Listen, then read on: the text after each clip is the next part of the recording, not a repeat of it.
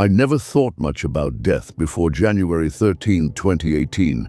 Death was abstract, distant, something that happened to other people. But that Saturday morning, as I stood in my Honolulu kitchen pouring coffee, death suddenly became very concrete, very immediate, and very nuclear. My name is Daniel Kaimana. I'm a high school teacher on Oahu. That morning was like any other weekend. The gentle Hawaiian breeze drifting through my open balcony door, the distant sound of waves breaking on Waikiki Beach, the smell of Kona coffee filling my apartment. I had simple plans: grade some papers, maybe go for a swim later. Just another perfect day in paradise. That's when my phone screamed. It wasn't a normal notification sound. It was that harsh, grating emergency alert tone, the one designed to bypass your conscious mind and trigger immediate attention. I glanced down, annoyed, expecting a flash flood warning or tsunami advisory. The message on my screen stopped my heart. Ballistic missile threat inbound to Hawaii. Seek immediate shelter. This is not a drill. I read it again and again. This is not a drill. Have you ever had a moment where time seems to split? Where reality divides into before and after? This was mine. I looked out my window at the perfect blue sky. No sirens, no screams, just the same gentle Hawaiian morning as before. But according to my phone, nuclear fire was descending upon us. What would you do if you had minutes to live? Would you call loved ones? Would you hide? Would you pray? Or would you just stand there like I did, unable to process what was happening? I'd like to say I reacted with calm purpose, that I had some kind of plan. I didn't. No one does for something like this. I called my parents in California. No answer. I texted my sister, "Missile coming to Hawaii. I love you." Then a strange calm settled over me. If this was real, if a North Korean nuclear missile was truly minutes from impact, what could I actually do? Hawaiian homes don't have basements. Concrete structures are limited. The state emergency guidelines flashed through my mind. Get inside, stay tuned. I filled my bathtub with water, grabbed a radio, pulled my mattress into the bathroom, the most interior room in my apartment. As I worked, my phone exploded with messages. Is this real? What do we do? I love you, bro. Are you safe? Outside, car horns blared. I heard screaming. My neighbor pounded on my door. Daniel, what do we do? She cried, her 4-year-old daughter clutching her leg. What could I tell her? That we had perhaps 15 minutes before a nuclear warhead detonated over our island home? That if we survived the blast, radiation would follow? I invited them into my makeshift shelter. Have you ever counted minutes when you thought they might be your last? They don't pass like normal minutes. Each second expands, becomes almost tangible. My neighbor, her name was Leilani, clutched her daughter Kaya to her chest, rocking back and forth, whispering Hawaiian prayers. Kaya didn't understand what was happening, but she sensed her mother's fear. My phone showed 8:12 a.m. The alert had come through at 8:07 a.m. Missiles from North Korea to Hawaii would take approximately 20 to 30 minutes to arrive. We were already 5 minutes in. I thought about the ocean I swam in almost daily, the mountains I hiked on weekends, the faces of my students. Would it all be gone in minutes? Vaporized in nuclear fire or slowly poisoned by radiation? Are we going to die? Leilani asked softly, her voice barely audible. What do you say to that question when you honestly don't know the answer? I don't know, I replied, but we're doing everything we can. 8:17 a.m. 10 minutes had passed since the alert. If the missile was real, we were halfway to impact. That's when the question started haunting me. Why weren't the air raid sirens sounding? Why wasn't the emergency broadcast system activating on the radio? Why hadn't the military issued any statements? Could it be a false alarm? I didn't dare voice this hope. Not yet. A scream from outside drew me to the window. From my sixth-floor apartment, I could see the street below had transformed into chaos. Cars jammed the road, some abandoned in the middle of intersections. People ran in all directions, some toward the beach, others away from it. Where were they going? What shelter did they think existed against a nuclear blast? I saw a man place his 2 children into a storm drain, then climb in after them. Another family crouched in a bus shelter, as if its thin metal roof could protect them from nuclear fire. A woman knelt in the middle of the street, head bowed, lips moving in prayer. What would you see if you looked out your window believing the world was about to end?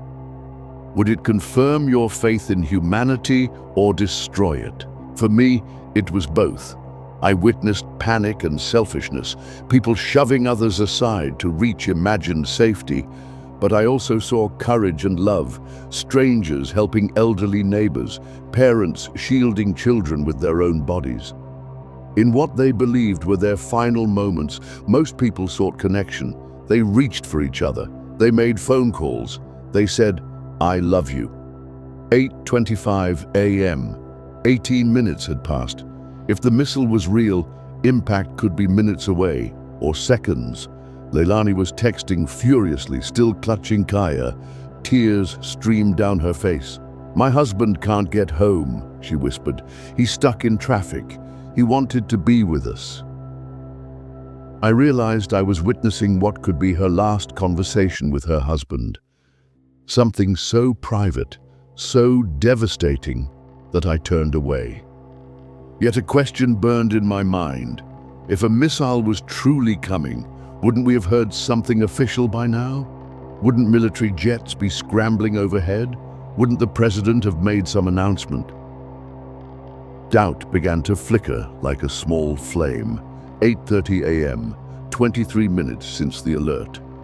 The radio crackled with confused news anchors who seemed to have no more information than we did. No confirmation, no all clear, just the same paralyzing uncertainty. My phone battery was at 17%. Hundreds of messages poured in from friends and family who had heard the news. What could I tell them?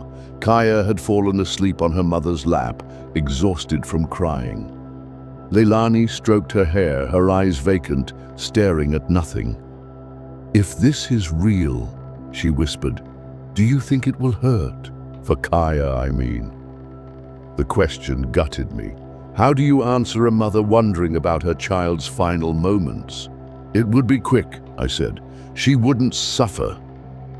Was that true? I had no idea. But what else could I say? 8:35 a.m. 28 minutes had passed. If the missile was real, it would hit any moment. I found myself thinking of all the things I hadn't done, places I hadn't seen, words I hadn't said. Why had I waited?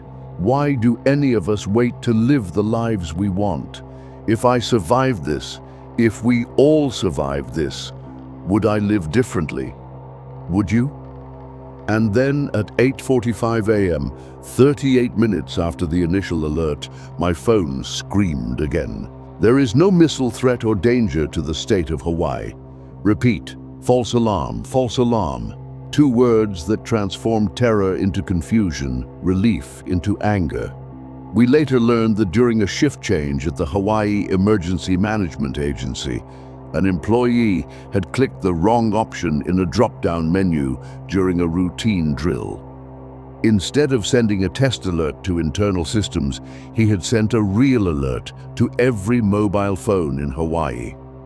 For 38 minutes, over 1 million people believed they might die. For 38 minutes, parents huddled with children in bathtubs, closets, and storm drains. For 38 minutes, people made frantic final calls to loved ones. For 38 minutes, Hawaii faced the unthinkable. And then it was over. Not with nuclear fire, but with a second text message. In the days that followed, life on the island tried to return to normal. But something had fundamentally changed. You could see it in people's eyes, in the way they hugged each other a little longer. in how they paused to watch sunsets with new appreciation. We had collectively glimpsed our mortality and returned. The employee who sent the false alarm received death threats. Officials resigned, protocols were changed, but the deeper questions lingered. How prepared are we really for nuclear threats in this new era of global tension? Why did it take 38 minutes to issue a correction for a false alarm about nuclear annihilation? What does it reveal about our emergency systems that one person could trigger such widespread panic with a single mouse click? And perhaps most haunting of all, what would you do differently if you believed you had 38 minutes to live? I still teach high school in Honolulu. I still swim in the same ocean. I still hike the same mountains, but I don't take any of it for granted anymore.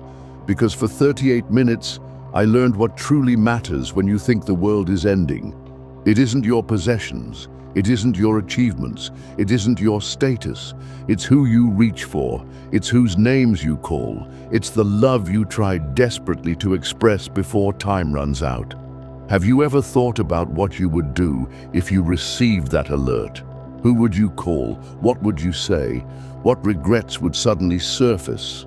And once you know those answers, as we in Hawaii now do, why wait for a crisis to act on them? Because the truth is, we're all living our 38 minutes.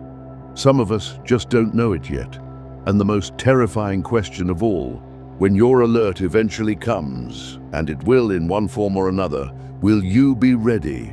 I thought I had all the time in the world before 8:07 a.m. on January 13th, 2018. Now I know better. Do you?